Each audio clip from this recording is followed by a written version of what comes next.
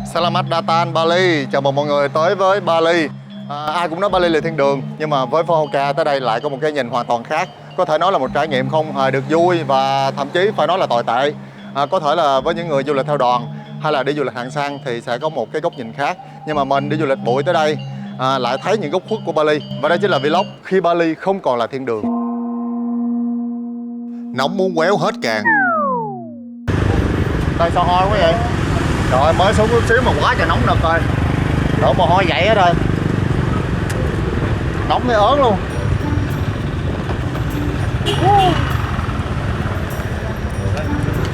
Quá nóng rồi. Nắng đỏ luôn. Qua đây rất là dễ bị say nắng, có người còn mém xỉu nữa.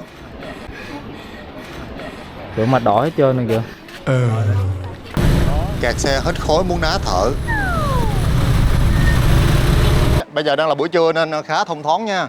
Nhưng mà tới những cái lúc buổi chiều vào thời cao điểm thì không có đường mà đi luôn. Vỉa hè như thế này nhìn sắc rất là hẹp như thế này thì làm sao mà du khách có thể đi được. Nhiều khi chen nhau mà đi á. Hòn đảo rác rến.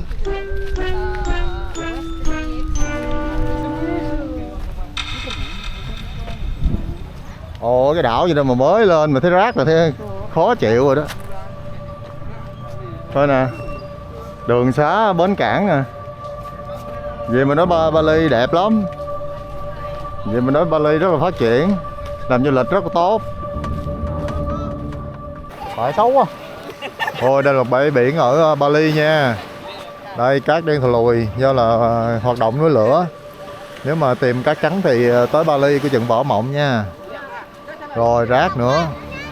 Mình thấy Indo làm du lịch không có bằng Philippines rồi. Philippines bãi biển sạch bóng luôn. Còn ở đây vẫn thấy rất là bầy hài. Đường xá thì không có được mượn nữa. Đây là một hòn đảo Benida, cách trung tâm Bali là 1 giờ đi tàu cao tốc. Và bây giờ đang là hoàng hôn, mọi người ra biển để mà ngắm hoàng hôn. Nhìn bãi biển này không muốn nhảy xuống tắm luôn á trời. Nhiều người cũng đâu muốn tắm đâu.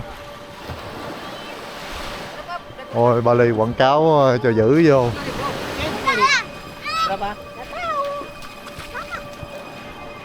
Mà công nhận khách nước ngoài qua quá trời đông luôn. Dù đây là một cái hòn đảo mà chưa có phát triển du lịch nhiều nữa. Một cái hòn đảo rất là lớn bên cạnh thành phố Bali. Vậy mà ở đây nè, khách du lịch đông thì ghê luôn. Bởi mới thấy là Bali quảng cáo ghê thiệt. Đây lên trên đây sẽ thấy một đống rác.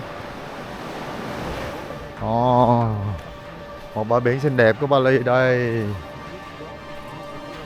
Đẹp chưa? Đẹp mặt á. Khách ngồi trên một bãi rác để mà ngắm bình minh hoàng hôn. Đa phần người ta tới Bali là để trải nghiệm văn hóa cũng như là để lướt sóng. Còn nếu mọi người muốn đi đảo hay là tắm biển thì suy nghĩ lại nha. Những cung đường ê mông. Nhìn mấy cái cửa luôn đi ra Việt Nam luôn kìa. Kìa quay mấy đường này nè. Trời ơi đường thì quá xấu, xình thầy. Đó Bali nè, chào nữa. Chào nữa. Dữ luôn. Nó cứ nhìn thấy camera cứ được. Sợ một đường kìa. Trùm nói thách. Quá trời đông người bán hàng rong rồi. Bán đồ tre nè. Và trái cây nữa nè, trái mây nữa nè. Bên này khi mà mọi người đi xe ôm mua hàng phải trả giá ít nhất xuống thấp hơn 3 lần mới vừa ngang. Rồi biết giá rồi nha. Bây giờ ông cái trà xuống 60 bán nữa. Chiêu trò cướp giật. Đây không chịu đuổi tụi nó đi trời. Mẹ kiến kìa. Rồi nó tháo cái chồng luôn. Khi đi vô những ngôi đền ở Bali, bạn phải hết sức đề phòng móc túi, không phải là người móc mà là khỉ móc. Chiêu trò này hết sức ma mãnh, bầy khỉ sẽ giật bất kỳ thứ gì trên người của bạn, từ điện thoại, mắt kính cho tới nón. Sẽ có bảo vệ ra tay nghĩa hiệp lấy lại đồ cho bạn, nhưng họ sẽ đòi tiền bo khoảng 100.000. Mình nghĩ thì đây là một sự cấu kết nhau. Chứ nếu mà để đảm bảo an toàn cho du khách thì mấy ông bảo vệ đã đuổi bầy khỉ đi từ lâu rồi. Và mình nghĩ đây là cách móc túi du khách gián tiếp mà thôi. Thiệt là mánh mà. Đồ ăn na ná vị Ấn Độ.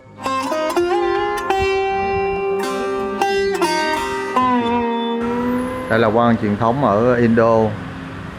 Người ta sẽ ngồi bẹp ở chiếu vậy nè, không có ghế nha, mà ngồi trên những cái bàn dài thế này cho người xem thức ăn của Indo.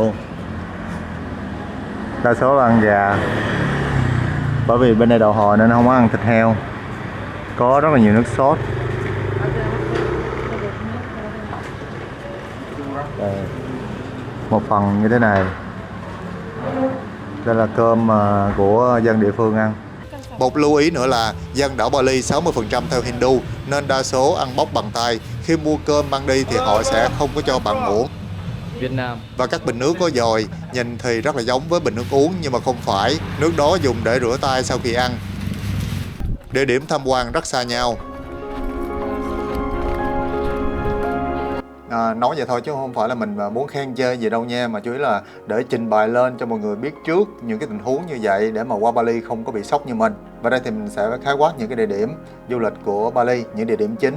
Bởi vì ở đây di chuyển rất là xa, chỗ nào cũng phải đi rất là tốn thời gian, vừa bị kẹt xe, đường hẹp, mà những địa điểm lại phải cách xa nhau nữa. Bởi vậy mà đến Bali cần nhiều thời gian để mà trải nghiệm hết. Đây là sân bay Bali chính nằm ở đây. Ở khu vực này là được gọi là Kuta. Khu này là trung tâm thành phố, không có gì tham quan ở đây hết trơn á. Và muốn đi chơi là mọi người phải tản ra những cái địa điểm xung quanh nè, như là Bắc đảo chẳng hạn. Như là địa điểm chính thì nằm ở đây, Ubud. Từ đây lên đây là khoảng 1 tiếng đồng hồ. Đây chính là thị trấn cổ Ubud nằm trên đảo Bali. Ở đây thì có rất là nhiều những trải nghiệm đồng quê kiểu Bali, kiểu miệt vườn cho mọi người. Là có thể đi trên những cái đồng lúa, đi thăm một cái khu vườn đầy khỉ, thánh địa của những Mỹ Hầu Dương. Như sau lưng mình đây đó chính là một cái cung điện cổ. Ở đây mình thấy rất là kẹt xe, rất là khủng khiếp. Xe máy cũng đông mà xe hơi càng nhiều hơn nữa. Bên đây có một cái khu chợ Ấn Độ truyền thống. Đó, Bali thì chỉ có biển, rừng và những cái cánh đồng lúa. Ubud là giống như phố cổ vậy đó, không có rộng như là phố cổ Hội An của mình đâu, rất là nhỏ. Rồi một địa điểm khác đó là một cái đền nằm sát biển, gọi là Tanah Lot. Khu trung tâm này, nguyên cái khu này không có chỗ nào tắm được hết trơn nha, bởi vì vách đá không à, toàn là vách đá, không có bãi biển cho mình tắm. Mà muốn tắm biển là mọi người phải lên tuốt ở trên này, từ đây lên đây là tầm 1 tiếng, tiếng rưỡi. Rồi một cái điểm tham quan nữa, từ đây đi xuống đây là cuối của hòn đảo, cuối đảo của Bali có một cái vách đá và một con ngôi đền gọi là Ulaanbaatar. Ulaanbaatar chủ yếu là những cái vách đá, không có gì tham quan nhiều mà xa trung tâm nữa. Đa phần người ta tới đây là để ngắm hồn hoang. Còn một địa điểm khác nữa để mọi người tham quan đó chính là đảo Nusa Penida. Đảo này thì còn hoang sơ, không có nhiều cơ sở vật chất. Và để đi ra đảo này thì từ trung tâm mọi người phải đi xe taxi hoặc là xe ôm tới một cái bến tàu có tên là Sanur. Đây, từ đây ra đây cũng nửa tiếng đồng hồ, rất là xa. Rồi đó là những cái điểm gần nha. Còn để đi xa hơn nữa là mình có thể đi núi lửa nè, rồi đi những ngôi đền nè, cổng trời nè, những cái thác hoặc là những ngôi đền mà mình thấy đẹp đẹp á, cũng rất là xa này, khu này. Bởi vậy mà để đi hết Bali thì mình nghĩ là mọi người chắc cũng tốn khá nhiều thời gian, công sức, tiền bạc để mà trải nghiệm hết dịch vụ của Bali đó. Còn nếu không là chỉ quanh quẩn khu này không thì rất là chán. Những điều nên trải nghiệm trên hòn đảo Bali của Indonesia.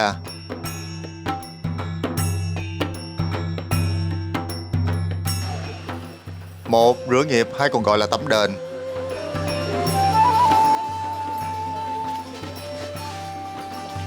Mặc xà rông nữa, mà xà rông bông mới vô đền được. Philippines. Việt Nam. Việt Nam. Hola ở Bali người ta nói xinh đẹp không chỉ vì cảnh biển và cảnh núi rừng mà còn vì bản sắc văn hóa tôn giáo ở đây. Khắp đảo Bali đa số là các bạn sẽ gặp rất là nhiều những ngôi đền, đặc biệt là của đạo Hindu. Rồi đi nhiều nơi mới thấy là không có đâu đậm đà bản sắc phong phú và đa dạng bản sắc như là ở châu Á, đặc biệt là Đông Nam Á nữa. Cứ mỗi vùng lại có một cái gì đó rất là hay. Cái ngôi đền như thế này theo Hindu giáo có tên là Tita Temple. Ở đây có một cái nghi thức tắm ở trong một cái hồ nước thiên. Người ta thực hiện những nghi lễ ở đây hàng ngày. Và trước khi vào thì mọi người sẽ phải quấn xà rông như thế này. Trước khi vào tắm thì người ta sẽ tới đây để mà cúng. Nghi thức cúng ở đây cũng rất là đơn giản, mọi người thấy người ta sẽ dâng hoa lên và hoa sẽ để cho một cây khay được làm từ lá dừa. Rất là độc đáo, ấn tượng, rất là mộc mạc, nhưng mà cũng không kém phần thiêng liêng. Tiếp theo cái này thì chúng ta sẽ vào cái ngôi đền chính, nơi mà tất cả mọi người sẽ cùng ngâm ở dưới hồ nước Thiên. Tương truyền rằng hồ nước ở đây không bao giờ cạn và có 12 cái vòi nước. Nghi thức tắm thì mọi người sẽ thay đồ, rồi sau đó sẽ bước xếp hàng và bước xuống hồ. Mọi người thấy thì khách nước ngoài ở đây rất đông.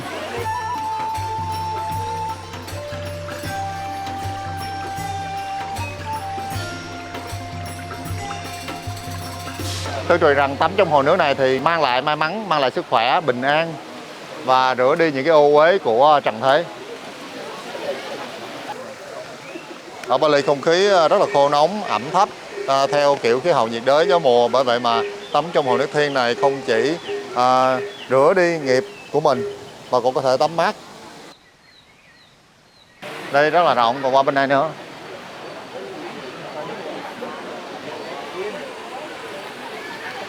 Rất là nhiều người vào đây để mà rửa tội hả? Tắm trong những dòng nước như thế này mang lại lợi lạc, thoát khỏi vòng luân hồi sinh tử. Nghi thức tắm ở trong hồ nước Thiên như thế này được gọi là Melakun ở Indonesia. Xung quanh thì không khí rất là kiểu đậm chất nhiệt đới, nhiều rừng, nhiều cây. Còn có cả gần đây còn có một cái khu thắng cảnh rất là nổi tiếng, đó chính là những cái ruộng bậc thang. Và ở đó thì mọi người có thể chơi xích đu.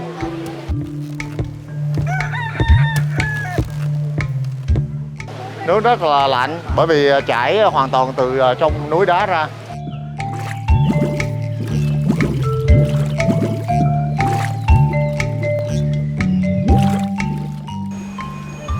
Quọn lên kìa, thấy không? Cái này sẽ giống bên Campuchia bữa mình thấy nè. Giống ở dưới có mạch nước ngầm hay là mạch núi lửa vậy hả? Mà nó quọn mà nó xoay vòng tròn nữa, chứ không phải là thổi lên không. Tạo thành lốc xoáy nữa kìa. Xếp hàng khá là lâu thì mới tới được cái vòi nước Thiên để mà nhúng đầu vào trong đó. Đặc trưng của những ngôi đền Bali là mọi người sẽ thấy những cái cổng mà giống như lên thiên đàng, gọi là cổng trời, sẽ tách đôi ra như thế này. Một cái hình ảnh mà rất đặc trưng ở Bali và cũng như là được sao chép rất là nhiều. Dễ thương quá, đi cúng như thế này mà đội trên những cái vỏ đan bằng tre hả? Trong đó đầy hoa, đầy hương. Kế bên cái hồ Thiên để chúng ta gột rửa nghiệp thì đó chính là một cái nơi mà để thực hiện những cái nghi lễ và dâng cúng những cái đồ mà vật phẩm cúng tế ở trong này.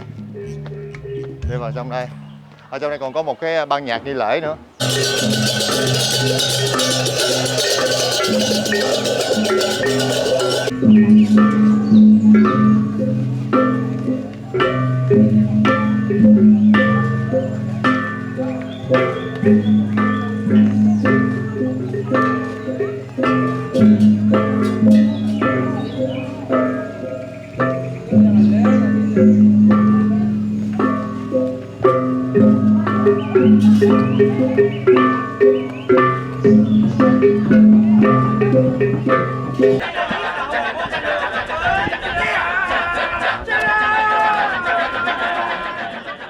Hai, xem múa truyền thống Khe Cách. Ở ngôi đền Uluwatu một ngày có 2 suất diễn, lúc 6 giờ chiều và 7 giờ chiều. Chương trình này rất là ăn khách, nhiều người xếp hàng vô coi lắm. Khe Cách Dance có tên xuất phát từ những âm thanh được tạo ra từ miệng của các vũ công, những người tham gia điệu múa. Khe Cách là một loại hình văn hóa nghệ thuật lâu đời ở Bali. Điểm độc đáo của nó là có sự tham gia của rất đông người, 150 người, và không sử dụng nhạc cụ. Mọi âm thanh đều được tạo ra bằng miệng. Khe Cách có nguồn gốc từ Sanghyang, một điệu nhảy trừ tà. Về sau được kết hợp thêm câu chuyện sử thi Ramayana để trở thành món ăn tinh thần cho khách du lịch đến đây. Thông thường, Khe Cách thường được trình diễn trong khắp các ngôi làng của người Bali trong những buổi sinh hoạt văn hóa. Những người trình diễn hầu hết là đàn ông, về sau này mới có phụ nữ tham gia. Nội dung cốt truyện trong buổi trình diễn chuyện được lấy từ sử thi Hindu Ramayana. Những người tụng ca Khe Cách Nam Ngực Trần đóng vai trò là quân của Rama tức Vanara, vượn, và quân đội Rakshasa, người khổng lồ, của Ravana. Câu chuyện về Ramayana được miêu tả, bắt đầu từ cuộc lưu đày của Sita và Rama trong rừng Dandaka. Màn trình diễn tái hiện sự xuất hiện của hươu vàng, vụ bắt cóc Sita của Ravana, trận chiến giữa Ravana và Jatayu, cuộc tìm kiếm Sita của Hanuman và kết thúc bằng trận chiến giữa Rama và Ravana.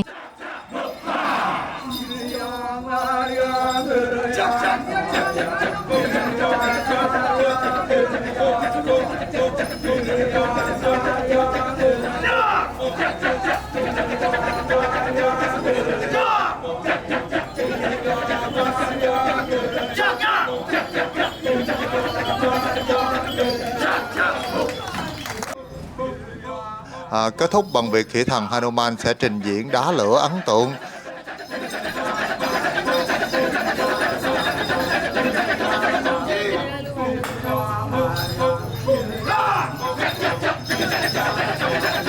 Nóng rồi.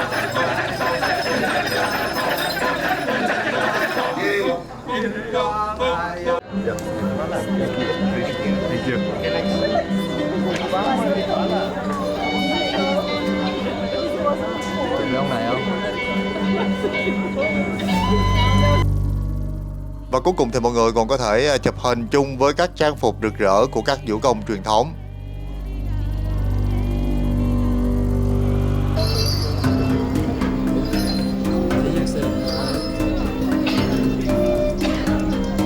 Thank you. Trốn ngợp trước bãi biển Khơi Liên Liên. Bãi biển này nằm ở hòn đảo Nusa Penida, là địa điểm du lịch nổi tiếng nhờ sống lưng khủng long. Nơi đây được ví như là biểu tượng du lịch của Bali vì hầu hết khách du lịch đều ghé qua nơi này. Nhìn từ trên cao xuống thì vách đá ôm trọn bãi biển, hình dạng giống như xương của một con quái vật khổng lồ, hay là tiếng của khủng long gầm gừ trong tiếng gió và sóng biển. Mọi người có thể đi men theo cầu thang để mà xuống dưới tắm biển. Bãi cát trắng mịn, nhưng mà phải cân nhắc vì lúc đi lên sẽ rất là mất sức đó.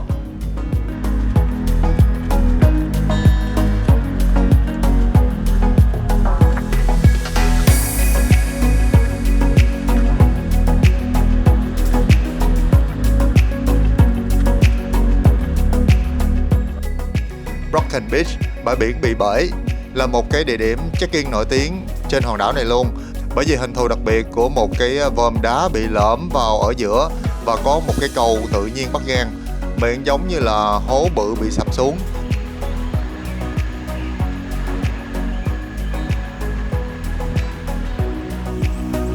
Ở đây có vách cao cực kỳ nguy hiểm, bạn phải hết sức cẩn thận khi mà đứng ở vực sâu nha. Rồi đây. Ôi, tới rồi. Trước giờ thấy những cái hình ảnh chụp về Bali chỉ là những bãi biển thôi. Bây giờ tới đây mới phát hiện ra là Bali có những cái vách đá cao sừng sững thế này. Trời ơi, đặc biệt là ở phía nam của đảo Penida nha. Mọi người bắt phà đi ra đây. Đứng đây nhìn rất là hùng vĩ. Lần đầu tiên thấy những cái vách đá mà lần đầu tiên thấy những cái bờ biển ở dưới những cái vách đá đó. Quá trời cao rồi. Đứng trên đây rất là treo leo, rất là hiu. Mình thuê xe máy để tới đây rồi sau đó mua vé vào đây nữa là 25.000 ruby. Ở đây còn có một cái ngôi đền nhỏ nhỏ của Hindu. Wow, đã quá. Ở đây thì mọi người có thể chụp hình với một cái cây, một cái căn nhà lá rất là thơ mộng ở trên cây. Người ta dựng lên để mọi người có thể thuê chụp hình.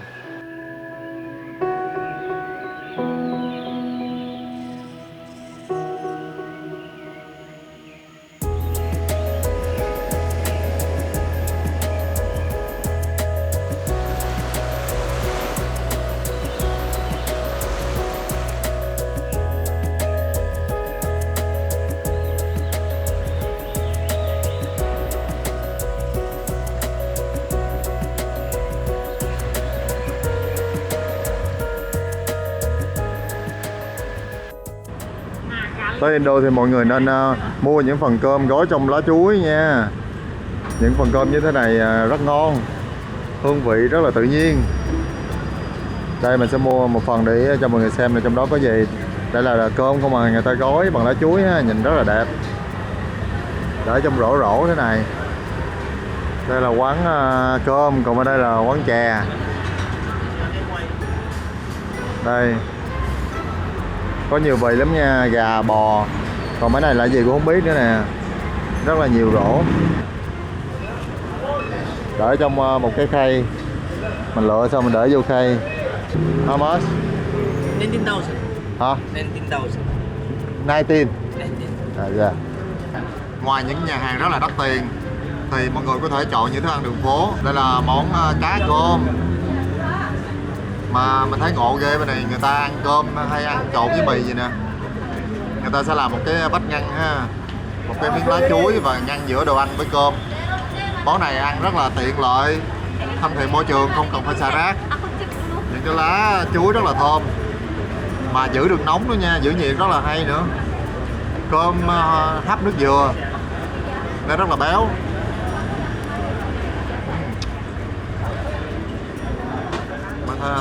Những phần cơm như thế này mọi người sẽ thấy bán rất là nhiều ở trên đường phố của Indo.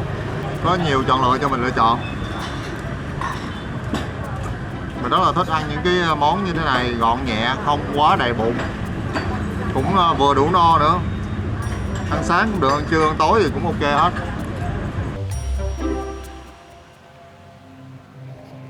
Đi hái xà lách, một loại trái kỳ lạ có hình da rắn.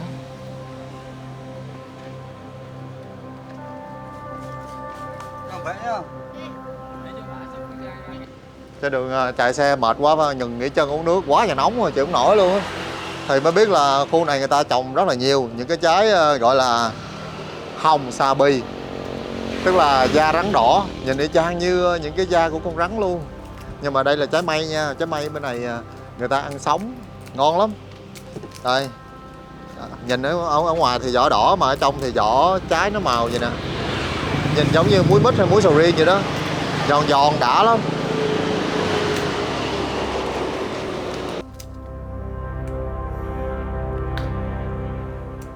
Nhai sực giòn giòn rất là ngon. Mà 1 ký là rất là rẻ nha, chỉ có tầm 15.000 tiền Việt thôi.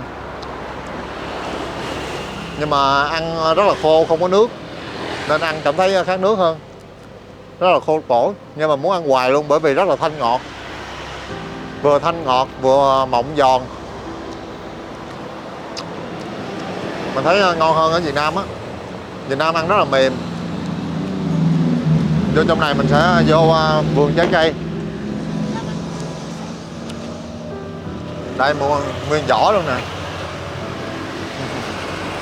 Nguyên vỏ thì chỉ có cỡ 50-60.000 tiền Việt rồi, một đống luôn.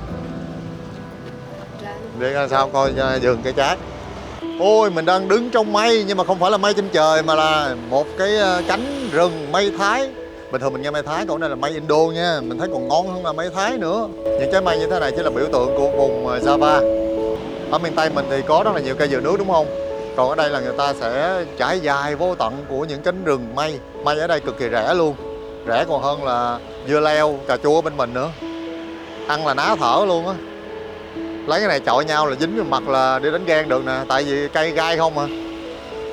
Cái trái nào trái nấy gai không mà quất vô mặt cái là dính luôn. Nhưng mà nhìn gai vậy chứ bên trong là những cái vỏ rất là giòn mọng. Trái mây của Việt Nam mình giống như trái mít tố nữ vậy đó, nó mềm.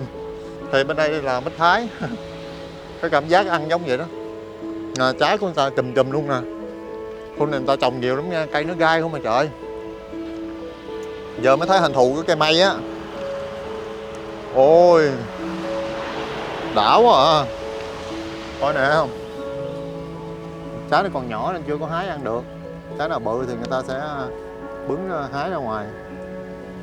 Bình thường đi hái cherry, đi hái táo, giờ được đi hái mây tận vườn luôn ha. Thôi, chủ dễ thương quá, mua xong đổi lấy quầy mới cho mình luôn. Yeah. Đỡ.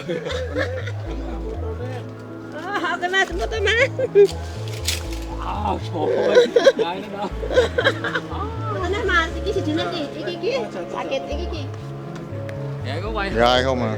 Thôi, gai không à, để ta hái đi. Gai. Ồ, hái mây. Ôi, một đùm luôn. Đùm thù lù, thò lòi. Ham đụng vô.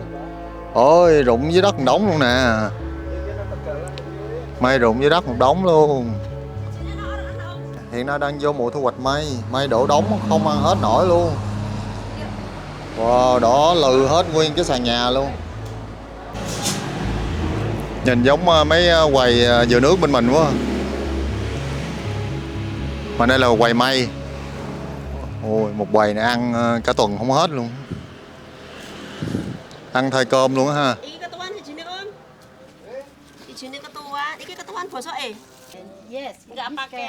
Ôi, bên này người ta bán sẽ để vào một cái túi, một cái vỏ đan tre thế này, rồi cột lại. Cái vỏ này rất là chắc chắn, không bị bung luôn á. Mà có thể mang về Việt Nam nữa, mình mua một vỏ đem về Việt Nam luôn.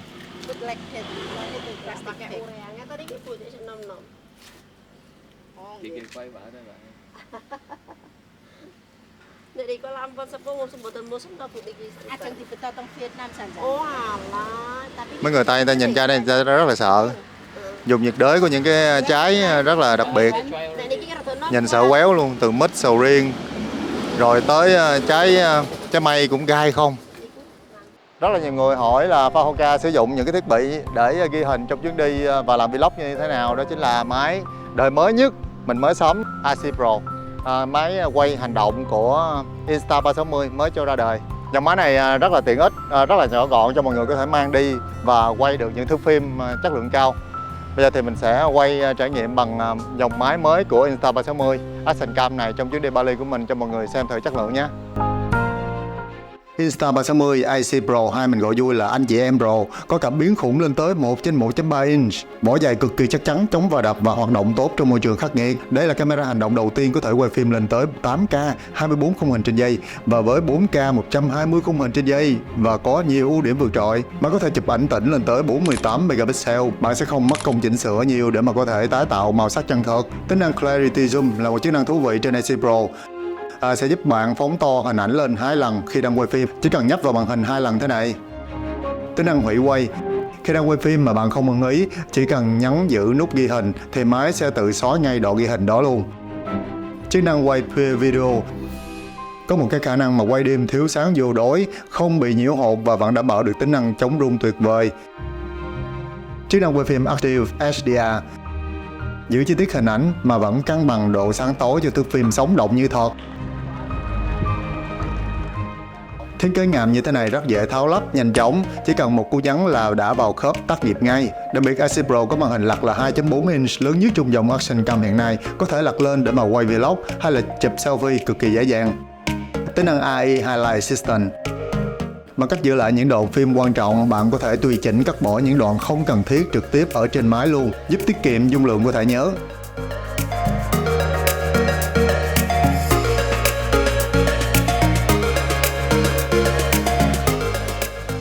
Tính năng chạy nền. Khi đang truyền file vào điện thoại thì ứng dụng bạn có thể chạy nền, giúp bạn có thể làm những công việc khác trên điện thoại trong khi đang chuyển file. Nói chung là sau một khoảng thời gian sử dụng những sản phẩm của Insta360 thì mình rất là ưng ý dòng sản phẩm này. Khi mà Insta360 ra sản phẩm nào thì mình cũng ủng hộ hết. Để quay vlog thì Fahoca phải đổi và trải nghiệm rất là nhiều những cái dòng sản phẩm khác nhau. Và trong phân khúc camera hành động thì mình lại thấy Insta360 IC Pro này cho những thước phim cực kỳ đỉnh. Đấy, bởi vì mà anh chị và các bạn đang phân vân không biết lựa chọn camera như thế nào cho cái hành trình du lịch sắp tới thì có thể cân nhắc em này nhé. Insta360 IC Pro.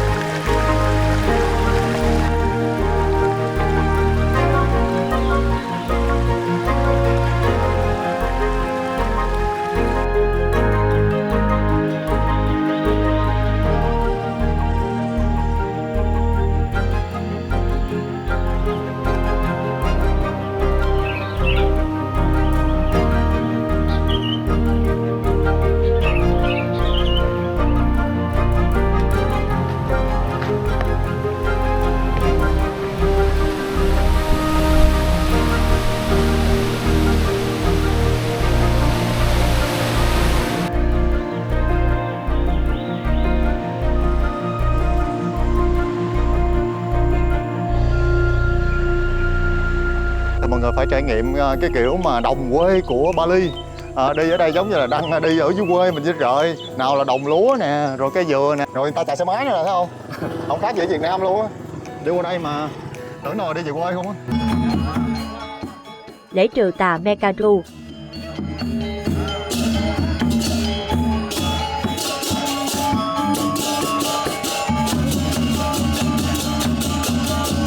Có lẽ điều ấn tượng với mình nhất về Bali đó là ở đây người ta giữ gìn truyền thống văn hóa rất là hay, rất là đặc trưng.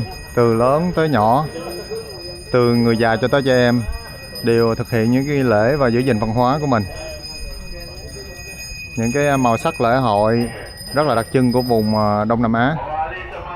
Tới Bali thì mọi người sẽ được trải nghiệm kiểu văn hóa tâm linh và những cái ngôi đền đài cổ kính.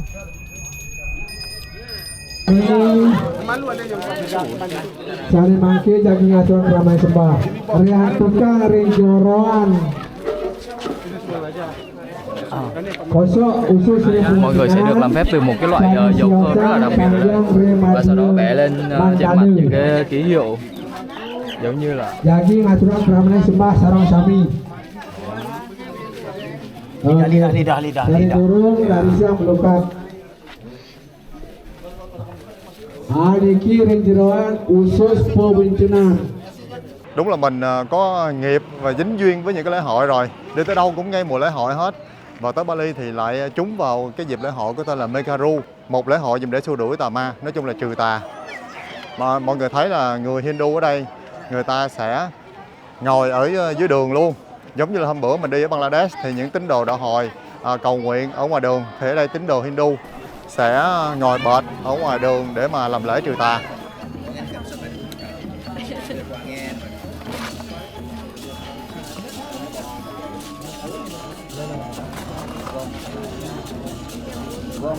Đây là một buổi lễ đặc trưng và truyền thống ở Bali, tức là để cân bằng cái sự sống và hài hòa giữa tự nhiên và con người.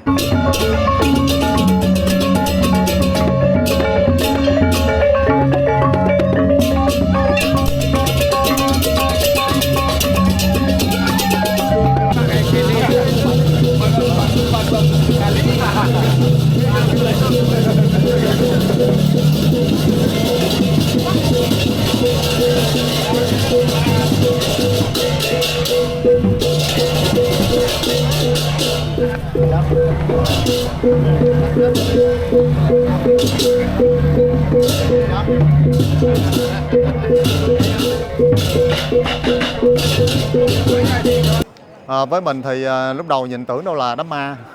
Tại vì với văn hóa của mình, khi mà mặc đồ trắng và quấn khăn trắng nghĩa là đám tang. Nhưng mà ở đây người ta phải vào những ngôi đền thì phải mặc đồ trắng, và đặc biệt phải quấn xà rông nha. Nếu mà không quấn xà rông là không được vào những ngôi đền đâu. Buổi lễ này đặc biệt đó là sẽ có xuất hiện những người lên đồng.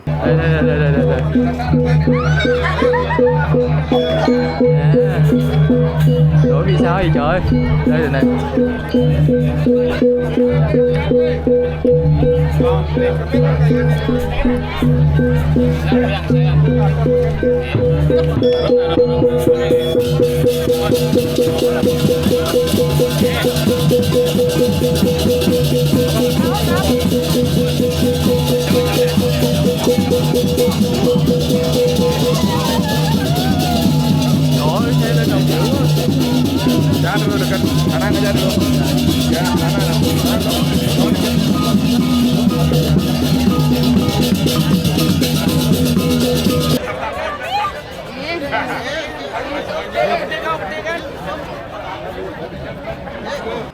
Trông rất là ma mị, giống như là bị nhập hồn vậy đó.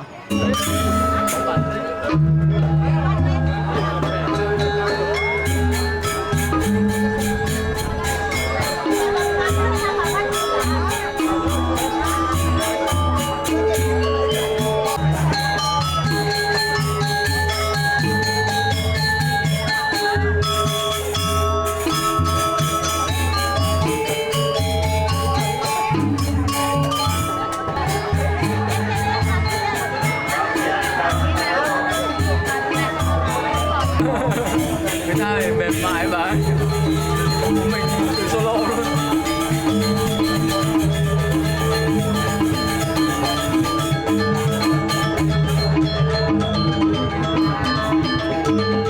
Bali đúng là hòn đảo và là vùng đất của những tôn giáo nghi lễ truyền thống. Một cái không gian mà đậm chất tâm linh và truyền thống đặc trưng của Hindu giáo tại đảo Bali này. Và trong những cái buổi lễ cầu cúng như thế này thì người ta sẽ dâng cúng lên rất là nhiều những cái sản vật.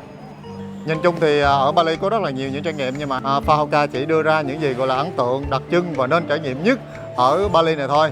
Cảm ơn cô chú anh chị, các đơn vị đồng hành cũng như là khán giả đã yêu mến và ủng hộ Phahawka trong tập vlog lần này. Xin chào và hẹn gặp lại tập sau. Selamat tinggal. Bye bye.